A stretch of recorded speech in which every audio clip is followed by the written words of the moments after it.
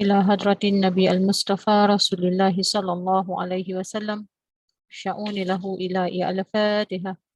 أعوذ بالله من الشيطان الرجيم. بسم الله الرحمن الرحيم.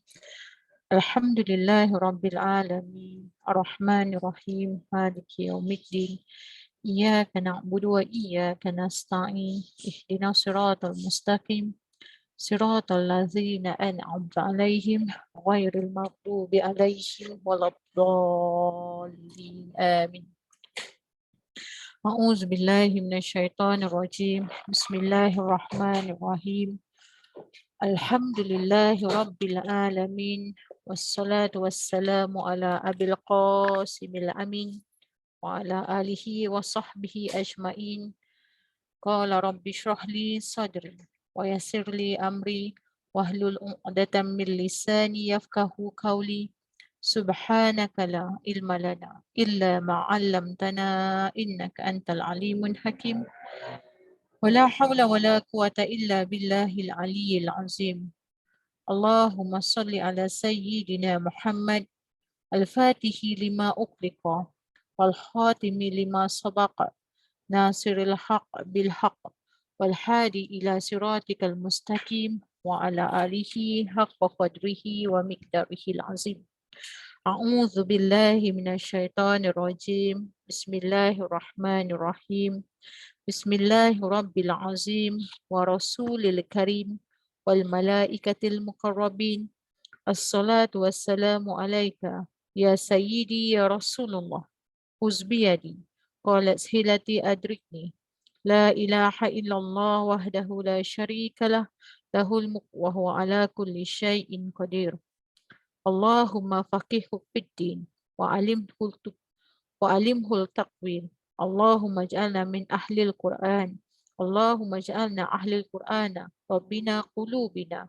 اللهم أتلنا حكمة يؤتي الحكمة يشاء ومن يؤتي الحكمة فقد أوتي خيرا كثيرا ومن يذكر وإلى أولي الألباب.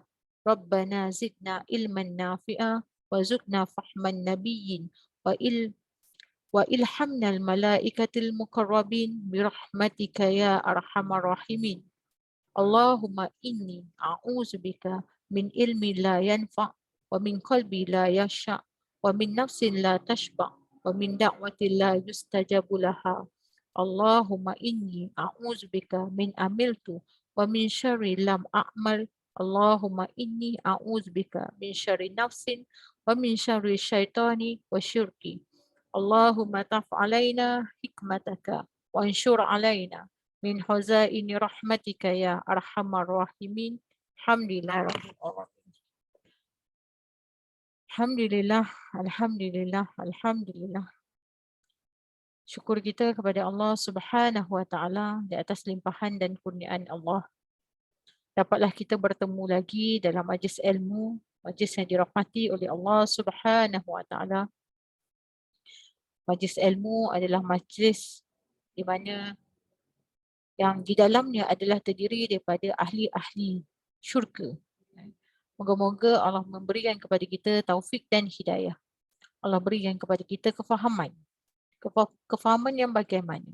Kefahaman sebagaimana Allah berikan kefahaman kepada para malaikat, kepada para rasul, para nabi.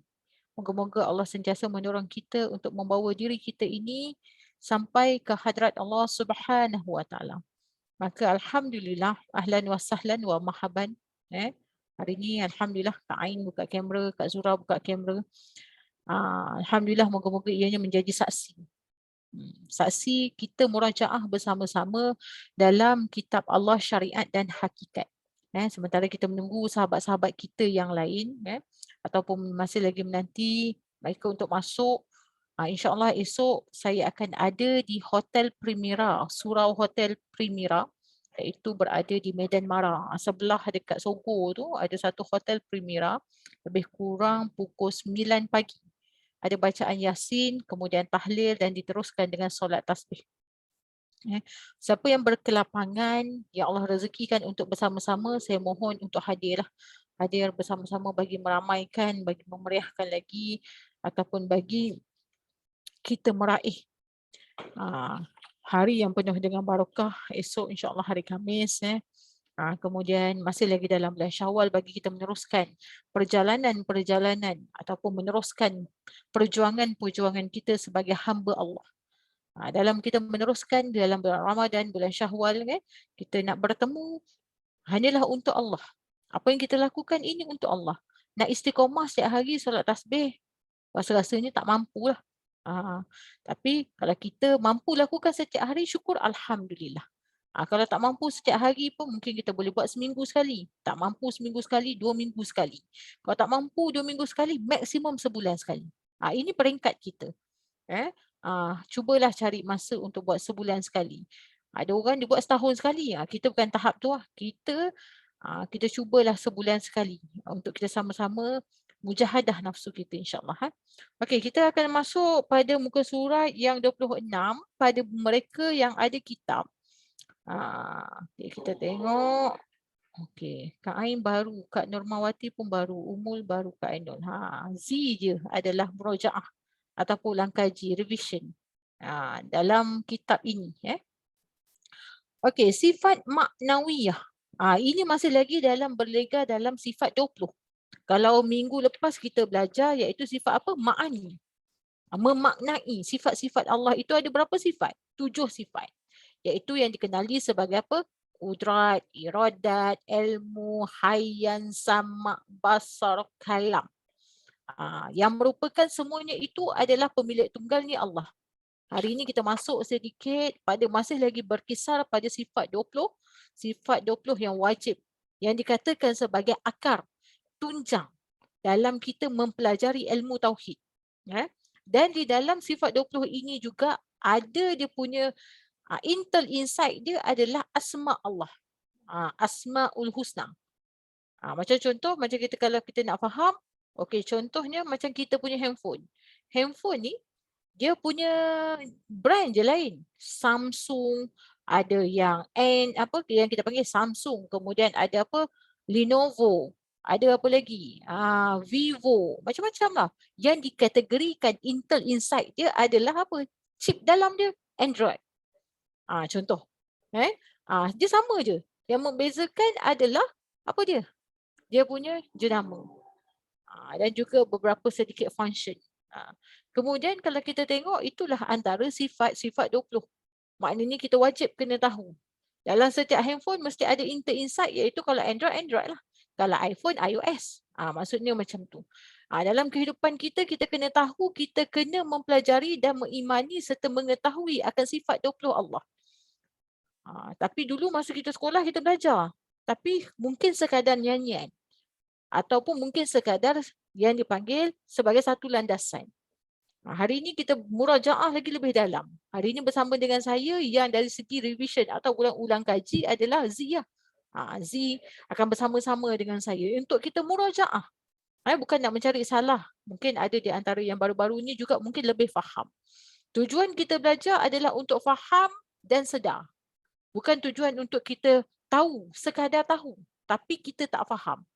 Kemudian bila kita tak faham, kita tak buat. Dia pada peringkat kita kena mula-mula kita kena belajar. Dah belajar dapat ilmu. Dah dapat ilmu kita tahu. Bila dah tahu kena amal. Bila daripada amal itulah yang mendidik akan diri kita. Nak amal seberapa banyak kali? Kalau boleh seumur hidup. Kalau tak boleh cukuplah sekadar sekali. Untuk kita beramal dengan ilmu tersebut. Maka hari ini kita masih lagi berkisar dengan sifat 20 yang berkisarnya tentang sifat-sifat Allah. Yang dipanggil sifat maknawiyah. Sifat maknawiyah ni adalah sifat yang kekal. Sifat baqa. Kekal. Dia terbahagi kepada berapa sifat kat situ? Ada 7 juga sifat. Yang dikategorikan sebagai kaunuhu qadiran. Kaunuhu muridan. Kaunuhu aliman. Kaunuhu sami'an. Kaunuhu basiran. Kaunuhu hayyan. Kaunuhu mutakalliman. Kalau kita tengok, dia hanya tambah kepada perkataan kaunuhu dan an di belakang. Dia masih lagi dalam sifat Maknawiyah ini bersifat daripada sifat yang kita belajar sebelum ni, sifat ma'ani, memaknai. Cumanya bila dia tambah sikit sifat maknawiyah ini, dia lebih kepada sifat yang kekal, yang mampu dicapai melalui hati. Kalau perasan dia tetap qadir. Kalau dalam sifat ma'ani dia kudrat. Muridan, aliman. Maksudnya dalam keadaan kesenantiasa dia berkesinambungan dengan sifat ma'ani yang kita belajar sebelum ni. Dia tak boleh berdiri sendiri tanpa ada sifat ma'ani. Sebab tu penting sifat 20. Mula-mula kita belajar sifat 20 ini Allah cerita dia dah tunggal satu-satunya. Berkait dah.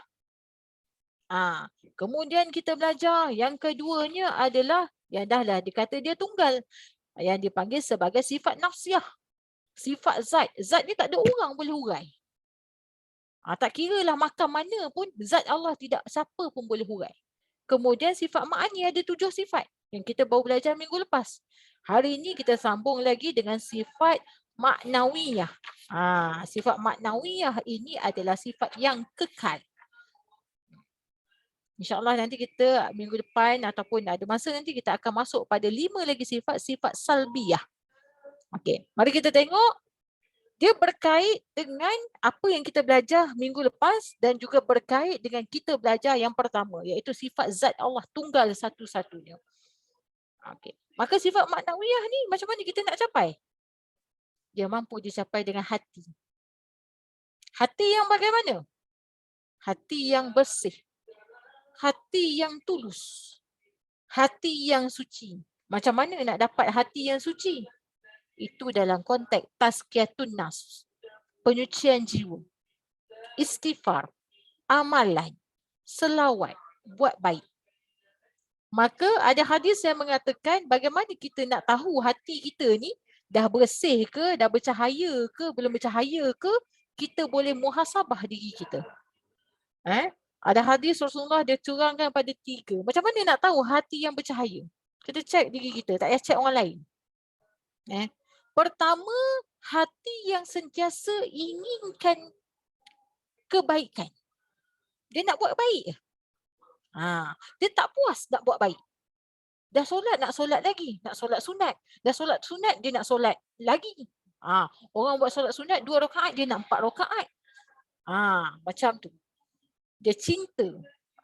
Kemudian yang keduanya, dia sentiasa untuk mencari ilmu. Hati dia ni, duk nak cari ilmu Allah. Dia bukan cari ilmu Allah ini untuk dia bangga diri, tidak. Tetapi dia cari ilmu Allah ini untuk menundukkan nafsu dia. Untuk dia kenal siapa diri dia ni. Untuk dia mengagungkan Allah. Itu yang kedua. Dan yang ketiga, dia mengatakan ianya adalah terpancar di wajahnya. Terpancar pada kehidupannya. Terpancar pada tubuh badannya. Bukan kita pakai spotlight terpancar, wah muka bercahaya je. Saya ini pakai spotlight Pasal padang spotlight ni bergelap semua kita ni.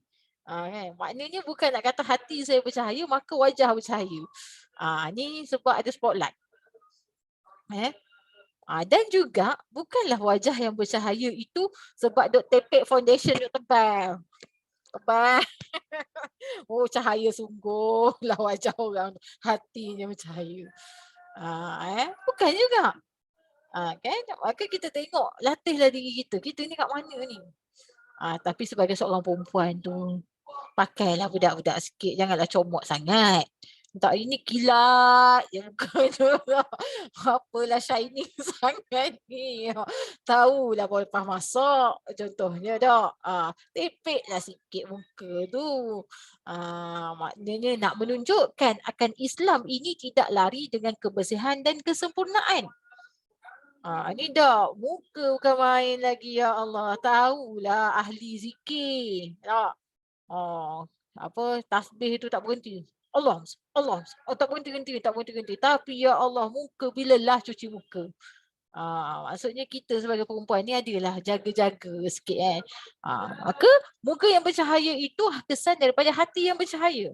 Kita balik pada keadaan yang dikata untuk sampai sifat maknawiyah ini, dia dicapai dengan hati. Hati yang bagaimana? Hati ni pertama Saya ada tag, saya ada letak dekat dalam zikir Sekaya Wadud tu. Pertama, hati ini bila dia terima ujian, dia tenang, dia sabar. Bila dia menerima nikmat, dia syukur. Tu je. Ni bukan terima nikmat, Masya Allah syukurnya, na'uzubillah. Alhamdulillah. Alhamdulillah, syukurnya. Bila terima musibah, Masya Allah, kecoh satu dunia. Itu adalah kesan daripada hati. Hati yang tenang. Tapi kalau dalam perjalanan ahli sufi, mereka tidak inginkan langsung akan kenikmatan. Tetapi mereka inginkan akan ujian.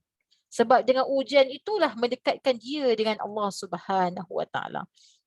Maka hari ini kita nak masuk pada kaunuhu qadiran. Iaitu maknanya keadaannya yang sentiasa. Kalau masuk PE tu tadi pemilik tunggal. Maknanya nak bagi tahu keadaan dia sentiasa berkuasa. Qadir, berkuasa, berkehendak. Qadiran ini bermaksud adalah daripada perkataan qadir. Ataupun dalam perkataan yang kita kata sentiasa berkehendak. Allah ini berkehendak. Hari ni kita ni kehendak nak masuk kelas ni. Tapi Allah boleh je. Dalam kehendak kita ni, takut-takut bukanlah kehendak kita.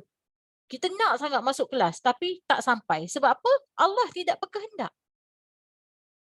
Maka kita tengok dalam kehidupan kita ini, saya sangat-sangat tertarik dengan satu kuliah Tuan Guru. Dia cerita pasal bagaimana Allah ini dia nak memilih kita. Dan di situ juga saya rasa tersentak. Saya rasa macam, ya Allah, adakah aku pilihan Allah? Dia ibarat macam ni. Kita bayangkan satu stimulasi. Macam contohnya macam ni lah. Allah ini, dia Al-Khaliq. Dia ciptakan kita semua. 7 petala langit dan bumi Allah ciptakan. Kenapa Allah cipta kita? Kita tanya diri kita. Kenapa Allah cipta aku hari ni? Rasa-rasanya. Ruangan chat ni ada. Boleh masuk kan? Boleh tulis ke? Kenapa Allah ciptakan kita hari ini? Allah ciptakan kita hari ini adalah untuk apa? Untuk dia. Untuk Allah Subhanahu Wa Taala. Allah cipta kita hari ini untuk kita kenal akan dia. Dan kita menceritakan tentang dia. Kewujudan kita menunjukkan tentang diri dia. Dia tu siapa? Allah. Tapi Allah ini dahlah dia cipta kita. Dia bagi kita kehidupan. Dia bagi kita segala-galanya. Yang hari ni yang kita miliki ini semua kurniaan Allah. Boleh bercakap, kahwin dengan siapa, mati bila, sihat. Semua Allah dah susun dah ni. Pukul sekian, pukul berapa, sekian, semua Allah dah susun. Allah bagi kita rezeki, Allah bagi kita rahmat, Allah bagi kita semua. Semua Allah bagi pada kita. Tetapi kan, Allah ini dia juga nak kita ini beriman kepada Allah. Termasuk orang-orang kafir. Termasuklah orang-orang bukan Islam. Allah nak. Allah memang ciptakan dia untuk kita ni beriman kepada Allah. Untuk kita ini menjadi hamba Allah. Itu tujuan hidup kita. Allah bagi kita segala-galanya ni. Kemudian Allah kata apa? Aku nak korang semua beriman kepadaku. Ibarat macam ni. Saya ni bela ayam. Saya bela ayam kat kampung. Ini ibarat lah. Ayam tu daripada tak ada kat rumah saya pergi kedai, saya beli anak ayam. Berapa ekor anak ayam? Mungkin saya beli 10 ekor anak ayam. Saya beli anak ayamnya 10 ekor untuk saya beli. Okey, ada jantan, ada betina. Okey, kemudian bila saya letak, dahlah saya beli dia. Saya kena pergi kedai, saya kena keluarkan duit, beli dia. Saya kena jaga dia. Saya kena balik rumah, saya kena sediakan reban untuk dia. Reban yang bagus. Kena jadikan tempat yang bagus untuk saya beli ayam tadi. Kemudian tu saya kena beli pula makanan ayam tadi. Kalau dia makan jagung, jagung lah. Kalau dia makan dedak, dedak lah. Saya kena bagi pula makan kat ayam ni. Kalau tak bagi makan, mati lah. Pagi saya kena bagi, petang saya kena bagi. Bagi makan ayam. Kemudian tu, bila dia berak, saya kena sapu pula tu. Tak ayam tu. Takkan nak biar kat situ tak? Sapu pula tak ayam tu, bersihkan tempat ni. Sehinggalah saya bela ayam ni dalam tempoh masa yang panjang. Maksudnya nanti cukup masa matang je saya nak makan ayam. Tadi dah lah saya bela. Saya bela dia daripada kecil sampai ke besar. Cukup masa saya nak makan ayam. Saya pun buat apa? Saya pun pergi lah. Macam mana kita buat? Cara orang kampung dulu nak bagi makan ayam. Kita nak makan ayam ni kan? Cara dia panggil ayam tu. Dia bagi makan. Bagi makan. Lepas tu ayam tu datang. Makan jagung. Bila ayam tu makan jagung. Kemudian kita ni.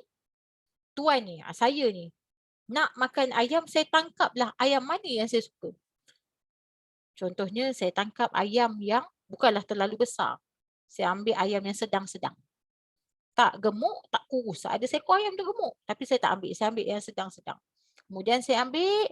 Saya nak makan ni. Okay. Saya bawa ayam ni. Untuk saya sembelih. Sampai dia dekat dapur. Anak saya tanya.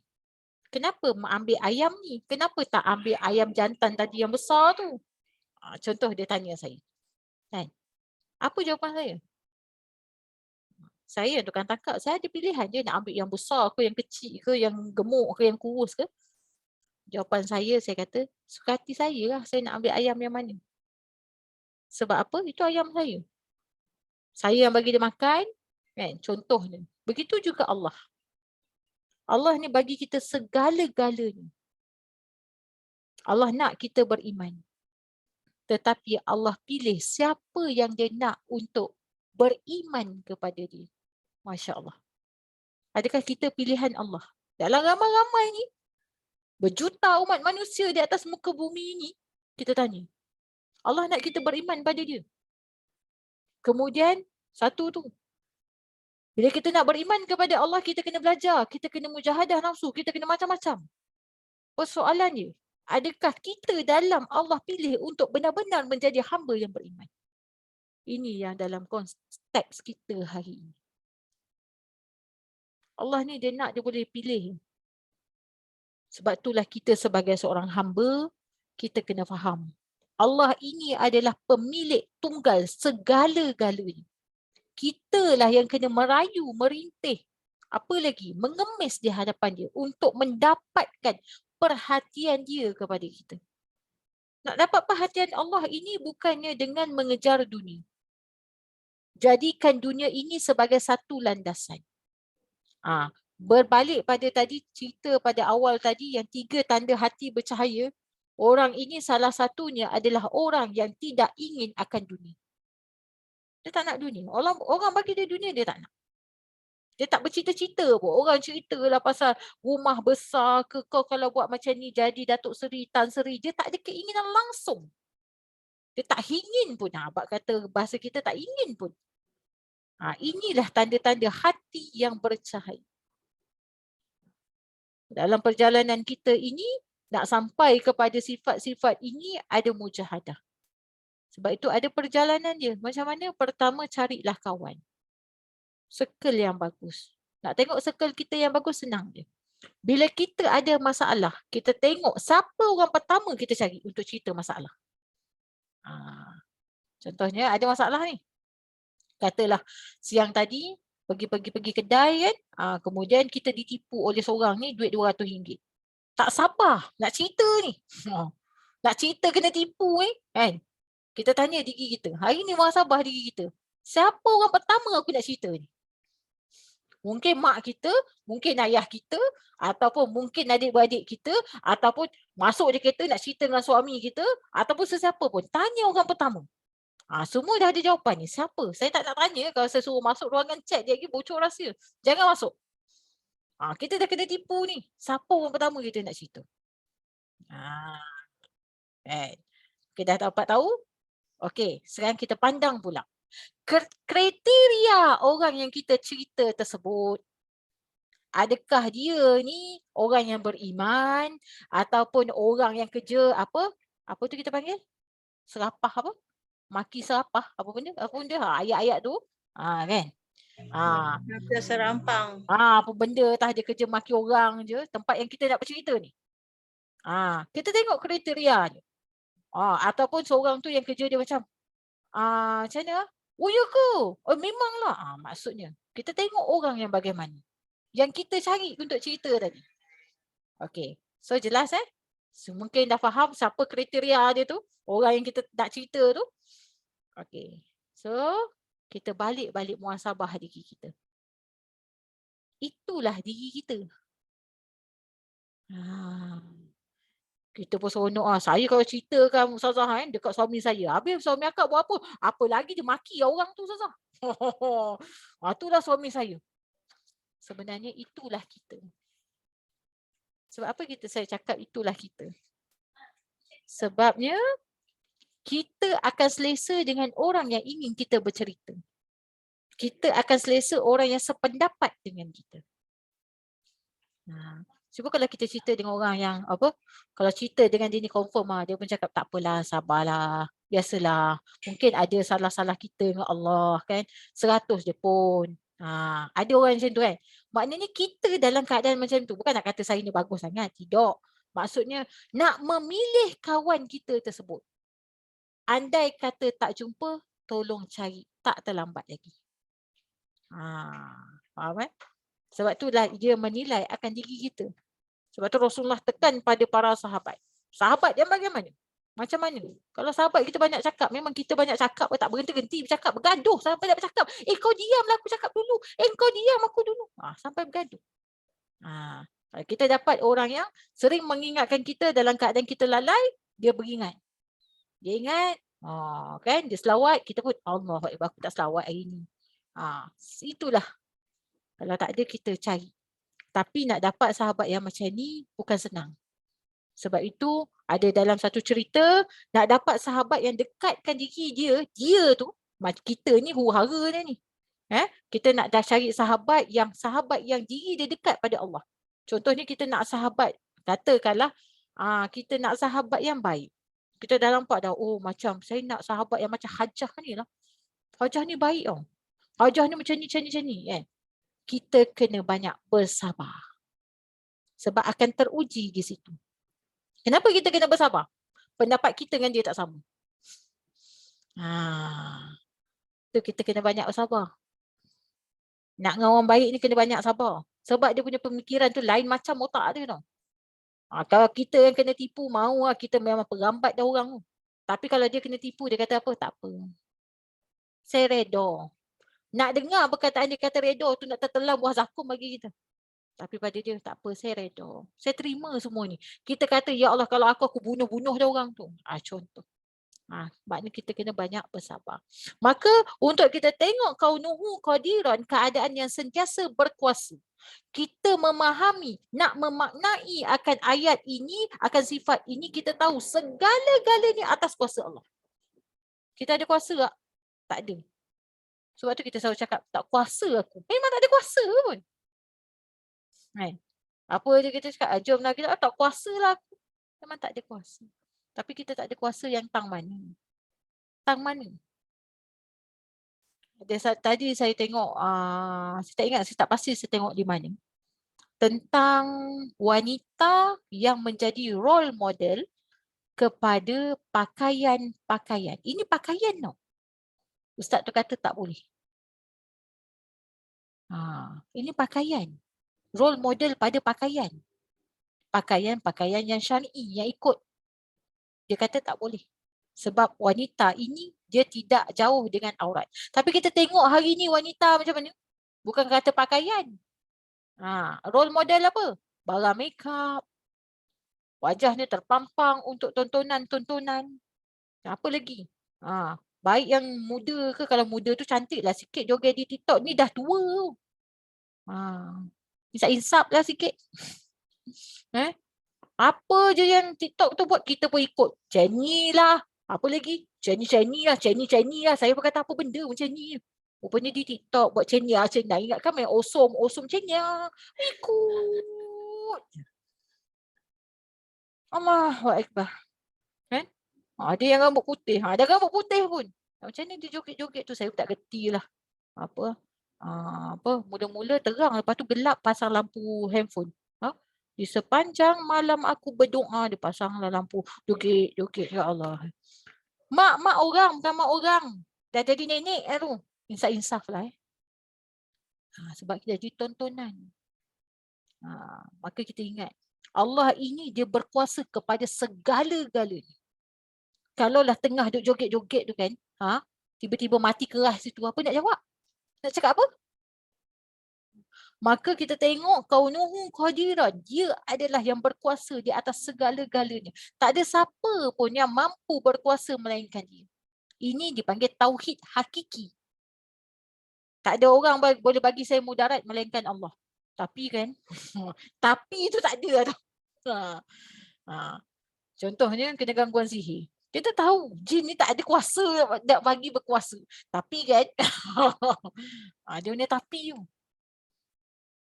Bila kita kena sihir satu benda je, sabar kita itu yang meletakkan ketinggian darjat kita di sisi Allah. Sebab tu bagi orang yang ada sihir ni, dia punya cerita lain. Contoh, orang sihir ni dia tak boleh tidur malam. Kita pun cakap apa ke dia? Contoh Kak Ain, cerita dengan saya, Ustazah, saya setiap malam tak boleh tidur, Ustazah. Kenapa Kak Ain? Bila kalau malam dia baru nak pejam mata, Ustazah, dan tu lah ada benda rambut. Macam-macam lah dia fikir. Contohlah kan.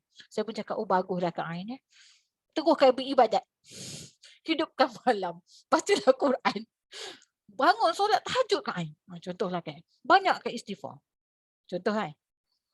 Tak mudah. Ingat mudah ke? Dia nak solat 1 rakaat tu pun rasa nak meninggal. Sebab tu dia ada cara lain bagi orang yang kena gangguan. Orang tak faham, dia tak tahu. Bagi dia kena sekali. Baru angkat takbir kita, Allah, dia pun Allah kat belakang. Mau tak ketah. Kita iman bukanlah tinggi. Contohlah. Kita membaca Al-Fatihah, Bismillahirrahmanirrahim. Contoh baru rakaat pertama ni, konyol lah orang kata, oh bangun solat tahajud. Maliki yaumiddin waladdallin. Time amin tu, belakang-belakang sekali amin. Kita seorang-seorang, rasa macam mana? Macam mana nak teruskan rakaat kedua? Memang amin teruslah kita. Nampak? Bukan senang. Bukan senang. Sebab itu tinggi darjat orang yang kena sihir ni bila dia tak sembuh. Sebab apa? Allah juga memberi kuasa kepada jin tersebut. Bukan jin tu ada kuasa. Oh, jin tu berkuasa. Meremang belum lama. Macam ada pengalaman je Kak Zura. Kan? Allah bagi kuasa pada jin tu. Untuk siapa? Untuk kita. La ilaha illa anta subhanaka inni kuntu minaz zalimin. Akulah menzalimi diri aku. Mungkin atas khilaf kita, salah kita selama ni. Contoh. Banyak. Sebab kita tak boleh kata, oh tak boleh Ustazah. Jin tu berkuasa Ustazah. Jin tu. Itu tauhid. Gegar lah tu. Bukan gegar. Habis tauhid. Dalam konteks kita hari ni, contohnya kalau kita kata dalam COVID. Kan? COVID, tak pakai mask confirm kena COVID. Habis. Tauhid gegar. Tauhid kita hancur. Sebab Allah itu yang berkuasa memberi. Kita tak boleh kata COVID tu boleh mematikan. Tak. Yang mematikan kita Allah. Bukan COVID. COVID asbab musabab. Sebab tu kena faham bila dia kata tentang kuasa. Ni kadang-kadang kita tersalah kat sini. Kita bagi kuasa kepada sesuatu. Betul lah Ustazah. Saya betul nampak ni. Depan mata saya ni Ustazah. Ustazah yelah tak nampak. Saya nampak. Dia salah ke kita kan. Ya saya tak nampak. Contoh kan. Ya macam mana. Maka itu sebenarnya ujian tauhid buat diri kita. Itu dari segi kita kena tahu bahawa Allah ini sifat dia berkuasa. Tak ada orang yang boleh mengatasi kuasanya. Maka dengan lafaz Bismillah pun, Bismillah. Tak payah habiskan sampai Ar-Rahman Ar-Rahim. Bismillah pun kita dah boleh mengimani. Apa maksud Bismillah? Kita faham. Itu bahagian Quran. Saya tak nak buka. Sekejap lagi panjang kelas kita. Okey, yang kedua, kaunuhu muridan. Kehendak yang sentiasa berkehendak. Iaitu murid. Murid jadi murad. Bukan murad tu Pak Murad. Iaitu kita tengok murid itu yang berkehendak. Dialah berkehendak.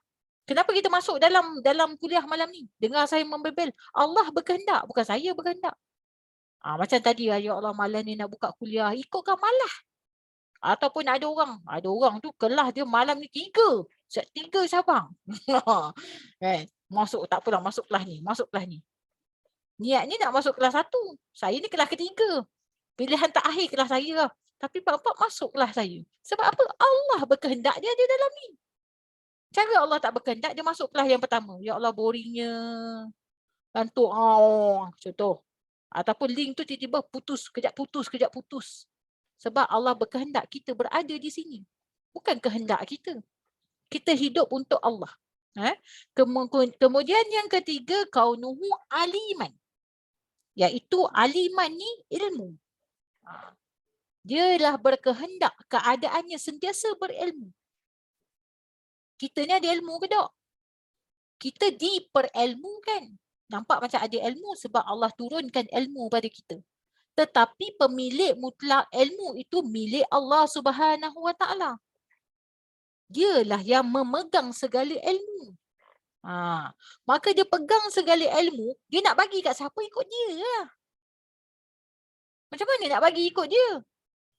Itu tadi dalam konteks orang yang beriman. Kita menagih Allah, tolonglah aku ni jahil Allah. Tak tahu, ajarlah. Allah lorong kan? Allah ini sifat dia sangat baik. Al-Bar. Sangat baik.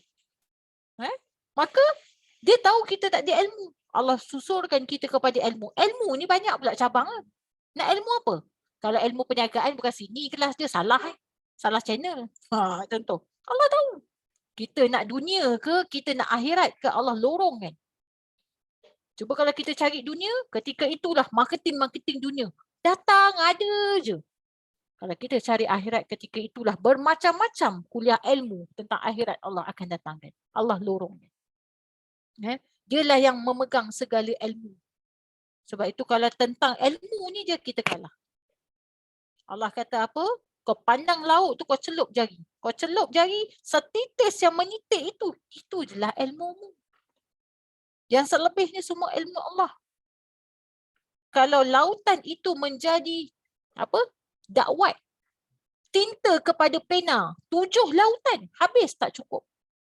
Sebab tu makin kita belajar ni, makin sebi tak tahu. Bukan makin belajar, makin tahu. Oh tu saya dah tahu lah susah. Oh tu saya tahu susah. Tahu aja. Kalau saya manjang tak tahu. Sebab tu bila buka kitab ini, kitab yang kali ketiga saya murajaah ni, kali ni Allah bagi lain. Untuk kita lebih faham. Kalau Z, dia lagi terah. Dia lagi terah pada saya. Dia boleh hujah. Sebab dia pun dah konteks revision. Tak payah buka sangat gitu. Kemudian kaunuhu sami'an. Kenapa ada perkataan kaunuhu? Kaunuhu itu maksudnya keadaan. Belajarlah Arab sikit. Kita cakaplah kaunuhu sami'an. Sami' itu iaitu mendengar. Sami' itu Arab, mendengar. Keadaannya yang sentiasa dengar. Dengar apa? Dengar segala-galanya. Dia tak pekak ke Allah ni, semua dia nak dengar. Itulah zatnya tadi, tak ada orang boleh rungkai. Dia dengar semua ni. Sebab itu kita tengok, kau tak perlu pun bicara. Hatimu, Allah tahu. Sampai tahap macam tu. Kemudian kaunuhu basiran. Basiran ini basir. Basir ini penglihatan. Lihat. Kaunuhu keadaan Allah yang sentiasa melihat. Sebab itu ada orang ada mata tapi tak boleh melihat. Ada orang ada telinga tapi tidak boleh mendengar. PE itu adalah pemilik tunggal. Satu-satunya pemilik tunggal kepada lihat. Kita tak boleh kata kita ni mampu melihat sebab saya ada mata, sebab tu saya boleh lihat. Tak, ada orang ada mata tapi tak boleh melihat. Ianya dipanggil buta. Maknanya mata itu bukanlah yang dipanggil sebagai memberi daya penglihatan. Itu okey lagi lah, buta. Ada orang, dia ada mata, dia boleh melihat tetapi buta. Ini lebih teruk. Iaitu apa? Buta mata hati. Lepas tu dia duk cakap apa? Allah tak bagi hidayah. Kerja menyalahkan Allah. Viral baru-baru ni ada seorang ustazah selebriti. Dia tegur seorang artis. Walaupun saya tidak bertudung tapi 3 kali Allah panggil saya untuk pergi umrah. Terus ustazah tu jawab. Ustazah tu jawab apa? Yang wajib tu tutup aurat. Yang pergi umrah tu sunat muakkad. Nampak? Tapi hari ni kita tak boleh cerita tentang pakai tudung. Kita kena cerita tentang aurat. Ramai orang pakai tudung tapi aurat tak tutup. Wa na'udzubillah min zalik. Ini kena faham. Kalau ada orang lah yang kat sini teringin sangat nak suruh saya buka kitab tentang aurat, insyaAllah bagi saya satu tajuk, bagi ramai-ramai. InsyaAllah Allah berikanlah kepada saya sedikit perkongsian kenapa kita kena tutup aurat. Bila kita tahu tu, Masya Allah, tersungkur. Orang kafir pun tutup aurat tu. Tapi sebab kita tak tahu. Kita kenapa tak tahu? Tak nak pergi belajar. Dah tak nak pergi belajar, tak ada ilmu. Sebab tu pada dia tutup aurat pakai tudung. Hari ni tudung bukan menutup aurat. Tak masuk lagi dalam konteks menutup aurat. Ada banyak kisah dia. Kita masuk tentang bab fikih. Kaunuhu maksudnya keadaan. Keadaan siapa? Keadaan Allah. Basir, melihat. Kaunuhu hayyan, yang sentiasa hidup. Hayyan ni datang daripada perkataan hayat. Iaitu hidup ataupun hayyu. Allah yang maha hidup.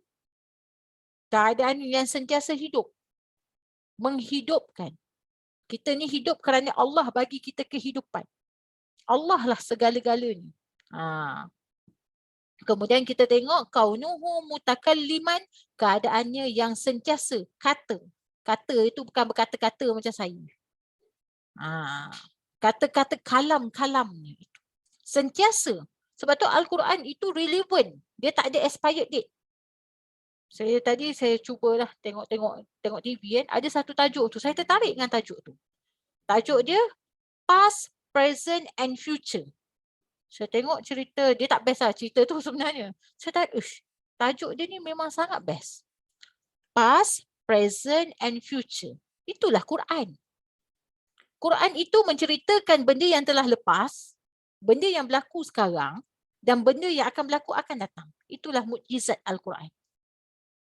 Itulah yang dikatakan kalam. Maka kita tengok dalam perkataan kaunuhu qadiran. Kaunuhu qadiran, keadaan Allah Ta'ala yang berkuasa ataupun mempunyai sifat berkuasa. Ada satu soalan. Apakah maksud kaunuhu qadiran? Itu satu maksud dia. Yang kedua, bagaimana cara untuk kita mengetahuinya? Dan yang ketiga, bagaimana ingin beriman dengannya serta dalilnya. Macam mana ni nak tahu? Cara nak mengetahui dan juga beriman terhadap kaunuhu qadirat. Maka dalilnya adalah wajib bagi Allah Ta'ala bersifat dengan keadaannya yang sentiasa berkuasa. Wajib bagi Allah Ta'ala yang sentiasa berkuasa. Ini dalilnya. Mempunyai sifat berkuasa dan mustahil baginya dalam keadaan yang lemah. Macam mana kita nak mengimani kaunuhu qadirani? Allah ini sentiasa berkuasa. Dia tidak lemah. Wajib bagi Allah sifat berkuasa. Ini sifat wajib. Bertentangan dengannya adalah Allah ini tidak lemah. Contoh hari ini berlaku banjir. Adakah Allah lemah? Tak. Maka dalilnya adalah dalam sifat iaitu dalil burhan ataupun sifat kudrah yang berkuasa. Maka kita tengok bagaimana Allah ini menceritakan kaunuhu qadiran.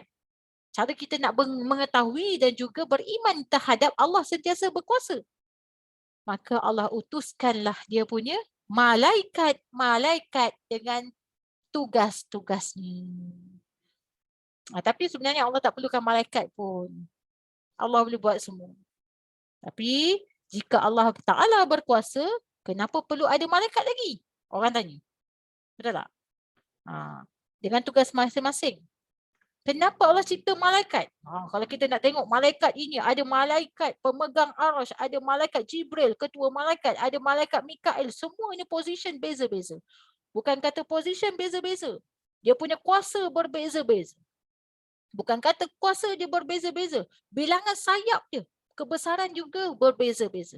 Sebab apa Allah buat macam tu? Untuk menunjukkan Allah ini tidak pernah lemah. Untuk Allah tunjukkan bahawa aku ni berkuasa terhadap segala-galanya. Untuk Allah menzahirkan akan keagungan Allah.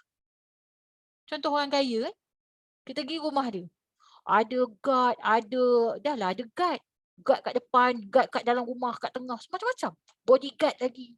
Bodyguard dia 16 orang, depan 16 orang belakang. Kan? Apa lagi? Pembantu rumah dia. Sebab apa dia buat macam tu? Pertama dia takut mati lah. Yang kedua sebab apa? Dia nak tunjuk, oi aku kaya lah, aku boleh bayar semua ni. Itu maksudnya kenapa Allah itu dia nak tunjukkan semuanya itu. Dengan penciptaan malaikat, dengan penciptaan 7 petala langit dan bumi, dengan segala penciptaan. Untuk dia tunjuk, aku yang berkuasa di atas segala-galanya. Kau nak lawan aku, dengan malaikat pun kau kalah. Nak cakap macam tu. Kau nak bertemu dengan aku, kau jumpa dulu malaikat yang cabut nyawa kau. Macam mana? Sebab tu malaikat mencabut nyawa ni. Allahu Akbar. Gerut tu, gerut. Macam mana kita nak berhadapan dengan malaikat nanti? Tak payah ceritalah kita nak berhadapan dengan alam barzah. Dengan malaikat macam mana kita nak berhadapan? Malaikat itu akan duduk hujung kaki kita. Besar je, wa na'udzubillah min zalik. Kalau kita dalam keadaan beriman, maka dia datang dengan penuh senyuman. Kalau kita dalam keadaan yang munafik, dia datang dengan penuh geram. Tak sabar nak rentap nyawa kita. Kat sini pun kita kalah. Jangan cerita pasal alam barzah. Sebab tu minta dengan Allah. Jangan pernah berhenti. Ya Allah, matikan kami dalam husnul khatimah. Matikan kami dalam husnul khatimah. Ya Allah, kami mohon denganmu. Ya Allah, kau jadikanlah malaikat yang menarik nyawa kami nanti. Tarik kami dengan penuh kelembutan, Ya Allah. Minta sungguh-sungguh. Nangis depan Allah. Jangan kita harap kita macam ahli syurga. Dengan malaikat pun kita kalah nanti. Macam mana nanti? Macam mana kita nak muhasabah diri kita ni? Sakaratul maut kita nanti pun kita belum tentu lepas. Ya Allah. Adakah amalan-amalan kita ni mampu tampung sakaratul maut kita? Allah. Sebab tu banyak muhasabah. Minta pada Allah, ya Allah tolong, Allah tolong. Matikan kami dalam husnul khatimah. Matikan kami dalam husnul khatimah. Sebab Allah nak tunjuk, aku berkuasa ni. Sebab tu Allah cipta malaikat. Cerita pasal malaikat ni pun tak payah cerita pasal hantu jin beremang berumah. Malaikat pun. Jibril ketika mana Rasulullah nampak Jibril. Rasulullah apa terduduk. Wih besar ni kau Jibril. Jibril kata apa? Aku baru buka sebelah sayap ya Rasulullah. Sebelah sayap tu. Sebelah sayap Jibril ni tutup 7 petala langit dan bumi. Baru sebelah. Malaikat ada berapa ratus sayap? 600 sayap. Allahu Akbar. Bayangkan kita semua ni kan? Allah kata apa? Ketika engkau dalam majlis ilmu, aku utuskan kepada engkau satu malaikat yang akan payungkan dirimu. Kenapa sopong tak nak pergi majlis ilmu? Sebab benda yang kita tak nampak. Cuba kalau nampak. Tak ada orang shopping komplek tu kosong, shopping komplek tu penuh tu. Penuh apa masjid? Kenapa Allah buat macam tu? Sebab Allah nak bagi kita hadiah yang sangat besar di sana. Paling besar sayap malaikat adalah sayap yang memegang arasy Allah. Bila dia buka je satu sayap, tertutup segala sayap malaikat Jibril, tertutup sayap malaikat Mikail, semua tertutup. Tinggallah sayap 4 mereka itu. Tapi kita bayangkan malaikat yang memegang arasy Allah tu apa dia buat? Apa dia buat? Dia pegang, dia duduk macam tu ya. Apa dia buat? Dia memuji Allah. Subhanallah walhamdulillah wala ilaha illallah wallahu akbar. Itu lafaz dia menangis-nangis tasbih kepada Allah. Kitalah golongan yang sombong dan nak bertasbih kepada Allah. Allahu akbar. Dia malaikat ni paling dekat dengan Allah. Dia ketika mana dia bertasbih, menangis air mata dia mengalir. Air mata dia macam air terjun dekat dunia. Kita ni setitik air mata nak mengalir untuk Allah cukuplah parah. Siap tanya lagi kita macam mana boleh nangis Saya ni Ustazah tak boleh nangis. Tak boleh nangis untuk Allah. Bahasa kasar je senang saya jawab macam ni lah. Tapi kan kadang orang kata tak beradab juga kan. Kerahnya hati akak ni, tak boleh nangis untuk Allah. Tu je. Kita tak boleh nangis untuk Allah sebab kerah hati. Tu jawapannya sebenar-benarnya. Sebab tu saya sangat suka dengan orang yang suka menangis kerana Allah. Saya sangat suka. Sebab kadang-kadang saya pun lemah juga nak menangis. Tapi kalau saya tengok orang menangis, 3 kali nangis saya. Kalau dalam solat tasbih kat surah tahu, siapa geng kaki nangis kita boleh baca lah. Dah tahu lah, dia ni kalau pak buka aja, kita tumpang nangisannya. Bukan kita suruh dia berhenti menangis. Allahu Akbar, kita kadang-kadang nak nangis macam dia tak mampu. Saya kadang-kadang tertanya, tak kering agaknya air mata dia ni. Tertanya ni. Sebab dengan Allah ini hanya dengan derayan air mata. Itu je. Tak payah tanya part lain. Ajarlah diri untuk menangis kerana Allah Subhanahu Wa Taala. Ajar diri. Tak kira lah macam mana. Kadang-kadang kita ni terlalu penat. Menangis tu bukan sebab apa, bukan sebab Allah pun penat. Pun dia tak tahan mengantuk. Allahu Akbar. Bila Ustazah nak habis munajat baru start. Ustazah kalau munajat tak lari daripada 20 ke 30 minit. Dia menangis sebab apa? Ngantuk. Tolong Allah. Nangis. Tak apalah. Nangis pun nangis. Saya cerita ni sebab saya pernah ada keadaan tu. Sebab tu lah saya cakap. Kalau tidur kena tibai kan. Ada je mata-mata merhati kita tidur waktu menajat. Dia angkat tangan, dia menangis. Tolong Allah, aku gantuk ni. Ya Allah, nangis gantuk. Allah tahu. Allah tahu kita lemah. Bukan mudah nak capai cinta Allah ni. Ya Allah. Cenya kan. Betul dah cenya kan. Cenya tahan ni, tahan dagu ni. Supaya jangan macam tu. Punya nak tidur ni pasal tu. Allahu Akbar. Sampai macam mana tu? Saya ni ambil minyak cakapak letak kat mata bagi pedih biar terbuka. Macam tu nak dapat Allah. Bukan senang. Maka itulah yang dikatakan kenapa Allah ini dia nak tunjuk dia berkuasa, dia bagi malaikat. Tunjuk kuasa boleh cipta apa saja. Termasuklah manusia. Iaitu mukminat termasuk malaikat dan menguasai mereka. Itu tentang kuasa. Dalil dia. Dalilnya wajib bagi Allah berkuasa. Lemah Allah tu tidak ada. Tak ada. Tak ada sifat lemah. Kaunuhu muridan iaitu keadaan Allah Ta'ala yang berkehendak. Mempunyai sifat. Iaitu dia ada kehendak. Dia kehendak kita ni. Duduk dalam kuliah ni. Dia kehendak saya untuk bercakap. Dia kehendak semua. Maka kita minta pada Allah. Ya Allah, ya Tuhanku. Kami mohon padamu. Berkehendaklah dikau ke atas aku, termasuk kudrat aku, termasuk segala harta-hartaku untuk jalanmu, ya Allah. Minta. Minta. Tak minta. Harta ni. Allah janganlah pilih harta aku, ya Allah. Maka Allah akan habiskan kita dengan leka, dengan shopping-shopping. Minta. Biar Allah pilih kita, Allah pilih semua yang Allah beri pada kita.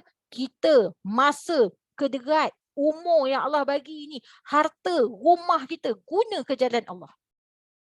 Ada orang rumah besar tapi dia tak nak guna jalan Allah tau. Oh tak boleh, tak boleh. Uish, tak boleh ni kalau panggil orang-orang jemaah ni. Uish, ada macam-macam lah. Ada orang. Tapi kita minta pada Allah supaya Allah ini berkehendak ke atas diri kita. Apakah pengertian sifat kaunuhu muridan? Maksud dia, kaunuhu tadi apa? Kehendak Allah.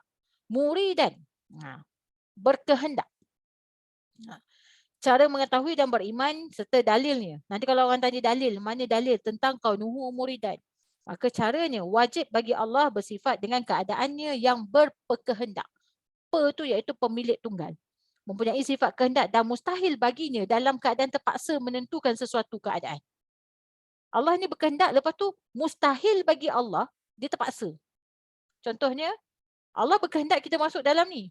Tapi dia kata, sebenarnya aku terpaksa je. Tak boleh. Sifat Allah dia kalau berkehendak dia mutlak. Dia tidak boleh. Kita yang rasa terpaksa. Cara Allah nak tarik kita ni, contohnya kan, punyalah malas nak pergi belajar. Cara dia macam mana? Kita kena hantar mak kita. Kan? Kita terpaksa hantar mak kita. Dah lah hantar mak kita kan, hantar pergi kuliah. Lepas tu mak kata, tak apalah kau duduklah, mak sejam je kuliah ni. Dekat masjid ni kau tunggulah kat situ jap. Kalau kau balik jalan jam, kita dah lah terpaksa. Lepas tu tunggu dalam kereta. Kan? Lepas tu, Contohnya tunggu-tunggu dalam kereta kan. Sekali ada orang tengah tunggu dalam kereta ni, datanglah Tok Bilal ketuk cermin kita ni. Tuk tuk tuk. Dia kata, "Dek, kat sini jangan on engine Oh, jangan on engine kereta. Sebab apa bau nanti contohlah, ini contoh. Okey, kita macam yelah yelah. Takkan nak duduk gelap panas dekat dalam kereta tak? Nak tak nak kenalah keluar. Keluar tengok ya Allah ramainya lelaki. Mana nak pergi? Nak keluar patah balik nak jauh tak boleh sebab belakang kereta ada orang blok. Ini contoh dalam keadaan kita terpaksa ni. Lepas tu kita pun cari mak kita. Mak kat mana mak? Mak kuliah kat mana? Mak tingkat 1 ni Dia kata. Oh ya ke? Tingkat 1 ni bilik yang tertutup ni. Kau masuklah masuk pintu belakang. Mak tunggu. Lepas tu kita pun dalam keadaan terpaksa kena masuk. Masuk kelas tadi sebab apa? Pertama tak boleh on engine kereta. Terpaksa masuk. Kita terpaksa. Tapi Allah tak boleh terpaksa melakukan kehendak dia. Nampak? Tapi kalau Allah ni betul-betul sayang kita kan. Dia paksa kita tau. Itu tahap maksimum punya Allah sayang. Macam ni tadi. Allah nak bagi hidayah. Sebab dia kena hantar mak kita. Dah hantar lepas tu tak boleh pula tunggu dalam kereta. Nak tak nak duduk dengan kuliah.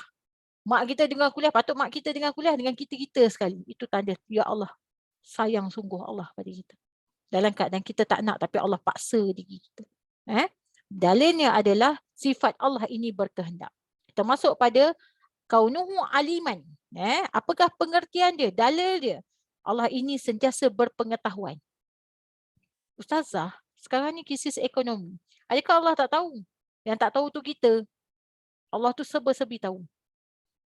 Takkanlah Allah tak tahu sekarang kita ni kena COVID. Allah tahu lah. Takkan Allah tak turunkan penawar dia. Semua Allah tahu. Sebab itulah masa zaman peperangan baginda Rasulullah dengan para sahabat. Mereka perlukan pertolongan Allah. Rasulullah minta tolong pada Allah ni. Tak ada pertolongan. Selalu bila Rasulullah angkat dia tangan minta tolong terus Allah bagi pertolongan. Tapi ni tak ada. Sampailah sahabat tanya pada Rasulullah. Ya Rasulullah. Tak ada ke pertolongan Allah ni?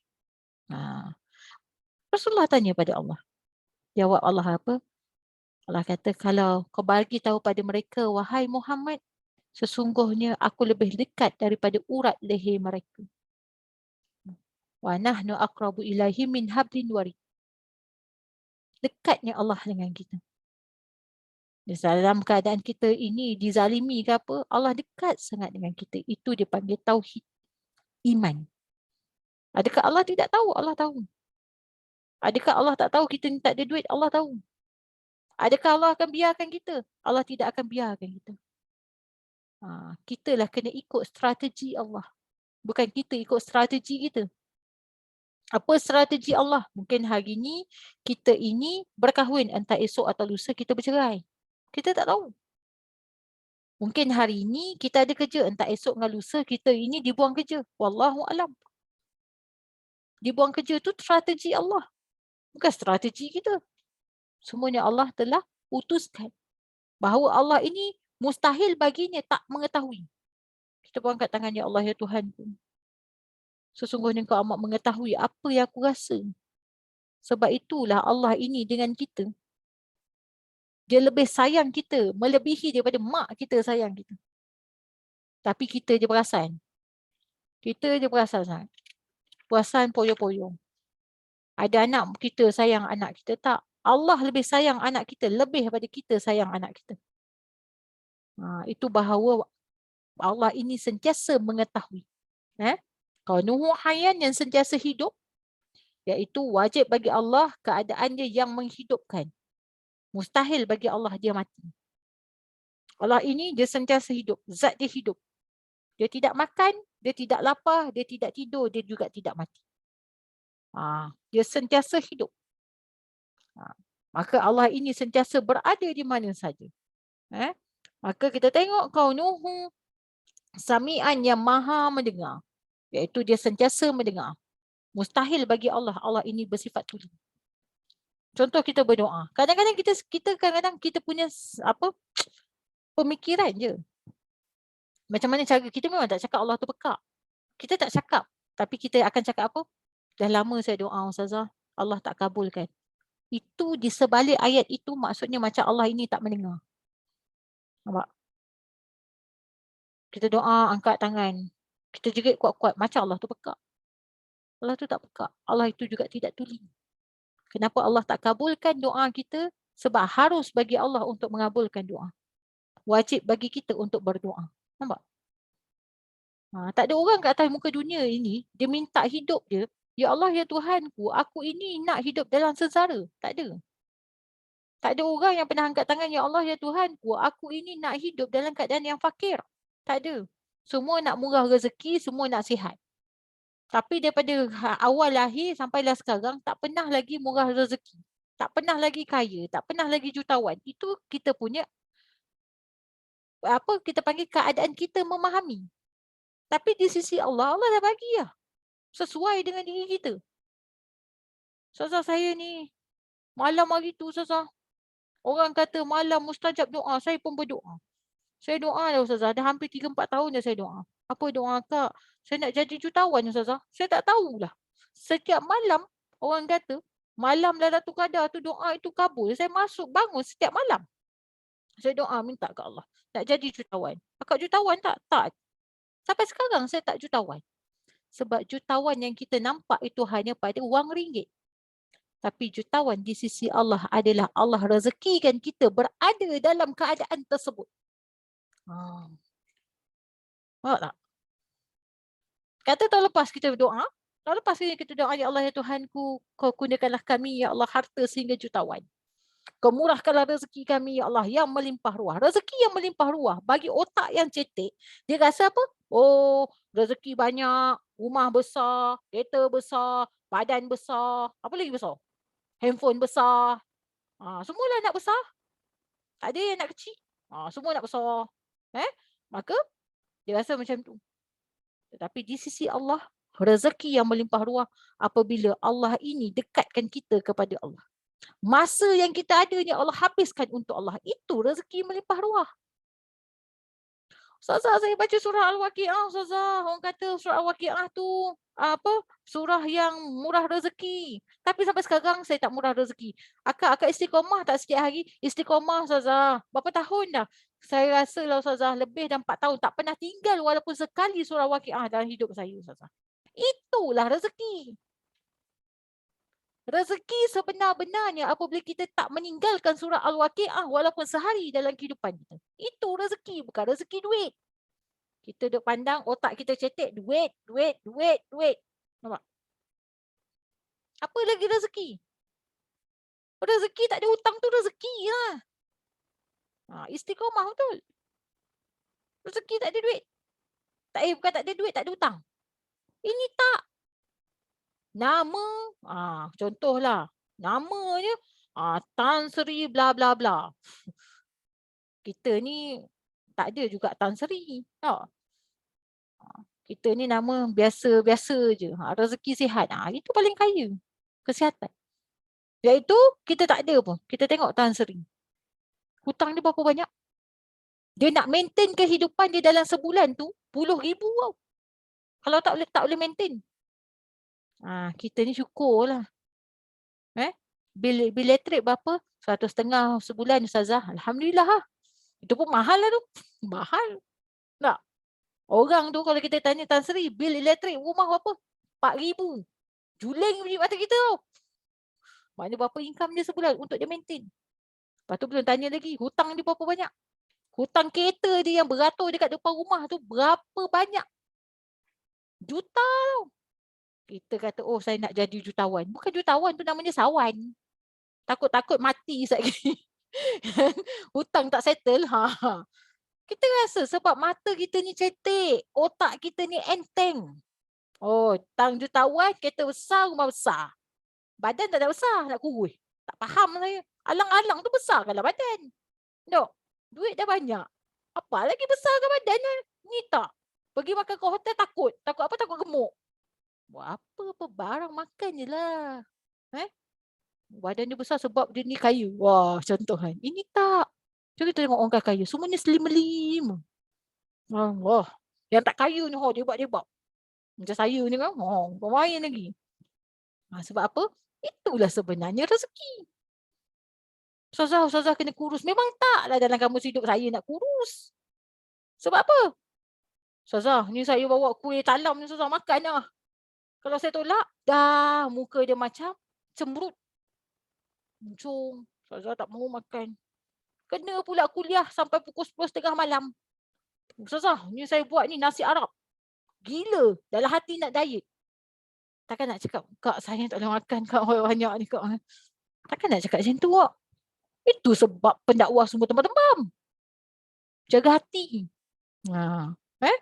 So apa jaga hati? Jaga hati orang tu, bukan jaga hati sendiri. Wah ayat. Ini tak. Kadang-kadang ada seorang jemaah kita, dia memang terror. Tang makanan tak habis, suami saya suka. Ustazah, ni kuih ni suami Ustazah suka kan? Sedangkan suami saya pun tak nak jumpa. Sebab kuih tu tak habis, dia suruh saya bawa balik, dia kata suami saya suka. Saya kata, macam tu lah. Takkan kita nak tolak? Betul tak? Kan buang kan membazir. Apa lagi makan lah. Mau tak tambun. Ada pula produk baru bagus. Makan banyak-banyak, telan pil tu, lepas tu keluar balik. Apa guna? Tak nikmat. Maka makan tu bacalah dengan Bismillahirrahmanirrahim. Dengan nama Allah. Kami bergantung dengan rahmat-Mu ya Allah. Yang Maha Pengasih lagi Maha Penyayang. Maksudnya macam tu. Sebab kita selalu pemikiran kita terlalu enteng. Terlalu cetek. Terlalu kompres. Jutawan je duit. Tak tahu jutawan hutang. Dah lah jutawan hutang. Dia pergi pun bergaduh anak bini tau. Sebab berebut harta. Tenang tak dia di sana? Tak. Kita musabah diri kita. Orang kat kampung tu lagi kaya tau. Nak makan petik pucuk paku. Kena bayar, tak payah kena bayar. Duit hidup tak payah pakai duit pun. Kita hidup pergi mana pakai duit. Tanah sendiri. Kita hidup pun kat rumah pun, rumah sewa. Cukup masa kena halau. Rasa kita lah kaya. Kita balik kampung tu bukan main megah-megah baju, lilap-lilap. Orang kampung tu kaya biasa. Rasa kita lah kaya. Ceh! Apa yang ceh? Tengok hutang eh. Makcik tu steady, duit berbantal je. Kalau dia meninggal malam tu pun tenang je. Ada hutang? Tak ada. Kita baju lilap-lilap, bukan main lagi. Konon. Bergaya lah konon. Siap bagi duit raya lagi makcik tu. Sepatut makcik tu kena bagi duit raya tau ke kita. Terbalik. Kita yang banyak hutang. Contoh. Nampak tak? Tentang bagaimana yang dikatakan dengan kekayaan. Bagaimana yang dikatakan dengan rezeki. Cukuplah. Apa yang Allah bagi ni cukuplah. Jangan buang. Macam Kak Ain tu belakang TV besar. Ustazah kata tak boleh. Kalau nak buang bagi saya TV tu. Maknanya sekadar cukup dah. Kalau rosak beli baru. Tu je cerita dia. Tak payahlah tambah-tambah lagi TV. Kan? Maksudnya begitu. Kita sering bersyukur. La in syakartum la azidanakum. Sebab apa? Allah kata aku ini sentiasa mendengar. Apa kau minta aku dengar, aku bagi. Tapi kita punya pemikiran selalu enteng. Kenapa? Allah kata kita tahun lepas lagi saya doa jadi jutawan. Tak jadi juga jutawan. Tapi tahun ni Alhamdulillah. Allah bagi jutawan yang bagaimana? Rezeki iaitu berada dalam majlis ilmu. Rezeki iaitu dapat hidupkan 10 malam terakhir. Itu rezeki untuk di hari akhirat. So kita pandang dengan lebih mudah. Dan seterusnya basiran. Melihat. Iaitu Allah ini dalam keadaan sentiasa melihat. Mustahil bagi Allah itu buta. Selalu kita cakap, Allah ni tak nampak ke aku? Allah ni, kadang-kadang kata-kata kita ni, hati-hati dengan kata-kata kita. Membuatkan kita mengatakan Allah itu pekak, Allah itu buta. Bukan kita kata, Allah ni buta. Dia tak macam tu melampau sangat. Kadang-kadang kita berkata-kata. Saya ni dah sakit dah 76 tahun dah Kak. Contoh kan. Setiap hari saya doa. Tak ada langsung penawar dia Kak. Itu nak mengatakan bahawa kita berdoa pada Allah. Itu Allah tu buta nak bagi penawar.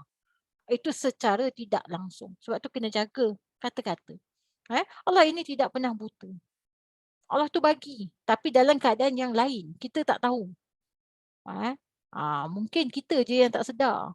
Bila sakit dia kita cakap. Sakit kepala. Hilang sakit kepala kita cakap. Kita ingat tak masa? Pergi jumpa doktor. Kena apa? Doktor tanya berapa hari dah sakit kepala. Sekejap. Kalau tak silap saya dah 3 hari dah saya sakit kepala. Ingat tu 3 hari. Balik, okey. Doktor pun kata, okey balik nanti akak makan ubat ni sekian bin sekian. Lepas tu akak tidur. Akak tidur, akak mandi-mandi, akak tidur, akak deep sleep dia kata kan. Lepas tu esok tu kita sembuh. Ada tak kita cakap? Saya dah sembuh dah semalam. Saya sembuh pukul sekian bin sekian. Ini tak kalau doktor tanya siap bagi tahu ni. Pukul berapa kena sakit kepala, kat mana semua tahu detail nak cerita. Nampak? Kita ni di mana? Sering kita bercakap-cakap benda yang kita kena. Jarang sekali kita bersyukur apabila kita sihat. Sakit kepala Allah bagi kita rasa. Tapi bila Allah hilangkan sakit tu kita tak rasa, tahu-tahu sihat. Dah tak ada lah sakit. Nampak? Dan seterusnya Allah ini dia bersifat mutakalliman, iaitu dia ini adalah berperkata. Mustahil bagi Allah iaitu bisu. Maksudnya macam ni, bila kita ada masalah, bila kita ada benda yang kita nak berbicara dengan Allah, tak mustahil bagi Allah. Tak adalah Allah kata duduk sebelah kita kan. Ini ada ini ada satu ajaran. Ni ajaran ni sesat. S-E-S-A-T. Sesat. Jangan ikut. Kalau dengar ada perkataan ni, dia cakap Allah kata dengan saya, dah tempeleng kepala dia belah. Ni saya tegas saya cakap. Itu ajaran sesat. Dia pandai-pandai pula. Dia kata, Kak Zura, Allah kata dengan saya, tu mengarut. Itu memang totally mengarut. Maksudnya nak mengatakan kaunuhu mutakalliman. Allah ini berkata tidak bisu. Bukan dia kata dengan kita. Bila kita ada masalah, kadang-kadang datangnya solution daripada kita dengar ceramah. Contoh, solution daripada apa yang kita pandang ataupun peristiwa. Tapi dia tidak jadi kepada Allah itu kata dengan kita. So kena faham Ni datang pula kat kita, Kak Ainur kata, Ustazah, Allah kata dengan saya kan, saya ni kena buat macam ni. Itu mengarut. Maksudnya Allah itu dia hanya berkata dengan kalam ni, dengan ilmu ni. Macam mana Allah nak bagi kepada kita hidayah, itu sifat Allah. Kitalah kena meraih akan hidayah tersebut. Mencari jawapan tersebut. Banyak menjawab segala persoalan kita. Kadang-kadang kita tanya, kita jawab. Kita dapat muhasabah diri kita. Daripada apa? Apa yang kita belajar dan apa yang kita faham. Maka insyaAllah moga-moga dapat difahami, iaitu dalam konteks sifat maknawiyah. InsyaAllah nanti kita akan masuk pada muka surat yang 27 pada minggu hadapan. Iaitu, dia pun masih lagi bercerita tentang bagaimana yang dikatakan dengan sifat maknawiyah. Maknawiyah ini maksud apa? Maknawiyah itu bermaksud sentiasa. Belajarlah sikit bahasa-bahasa Arab. Kaunuhu, keadaannya. Basir, melihat. Sami, dengar. Kalam, kata. Belajarlah sikit-sikit. Sebab bahasa-bahasa Allah ini, dia seperlunya kita perbesarkan ataupun kita kagumi. Kadang-kadang kita kata, Allah tu, dia sifat dia nampak. Tapi dalam Arabnya basir. Dia bersifat basir. Sebab tu kadang-kadang kita selalu dengar ulama dia cakap macam Arab-Arab sebab dia nak membesarkan ayat-ayat Allah Subhanahu Wa Taala. Okey, sekadar itu saja. Moga-moga difahami. Tak ada sesi soal jawab pun hari ini. InsyaAllah kita akan sambung lagi pada minggu hadapan. Okey, untuk esok siapa yang nak pergi di Hotel Permira punya surau, bukan hotel. Boleh jam pukul 9 pagi kita mulakan dengan bacaan Yasin, tahlil dan seterusnya kita akan teruskan dengan solat tasbih. Tapi ada juga dengan link, iaitu link bacaan Yasin akan diberikan secara Google Meet insyaAllah, yang akan di bawah landasan ataupun payungan daripada Kelab Usahawan Gombak, masih lagi di bawah Datin Munayah. Datin tu mana dah pergi lama saya tak jumpa dia. Moga-moga dia sihat. Moga-moga boleh order. Okay. Kitab masih boleh order. Betul, kitab masih boleh order. Esok insyaAllah bacaan Yasin ada online. Solat tasbih saya rasa tak. Saya buat kat surau. Nanti kalau bising, kalau saya buatkan suara, orang kata saya ni sesat pula kan. Yasin dan tahlil insyaAllah. Siapa yang nak masukkan nama tahlil, insyaAllah boleh bagi pada saya. InsyaAllah esok kita akan titipkan sekali. InsyaAllah. Maka sekadar itu saja untuk kuliah pada malam ini. Semoga Allah berikan kefahaman khususnya buat saya ni dan kepada semua, dan moga-moga Allah latih diri kita untuk dekatkan diri kita kepada Allah Subhanahu Wa Taala. Kita tangguh dengan tasbih kifarah dan juga surah Wal-As. Bismillahirrahmanirrahim. Subhanakallah wa bihamdika asyhadu an la ilaha illa anta astaghfiruka wa atubu ilaik. Bismillahirrahmanirrahim. Wal 'asr innal insana lafi khusr illa allazina amanu wa 'amilus solihat wa tawasaw bil haqq wa tawasaw bis sabr. Wabillahi taufiq wal hidayah. Assalamualaikum warahmatullahi wabarakatuh. Terima kasih Ustazah. Assalamualaikum. Terima kasih Ustazah. Sama-sama. Assalamualaikum. Waalaikumsalam warahmatullahi wabarakatuh. Assalamualaikum. Waalaikumsalam.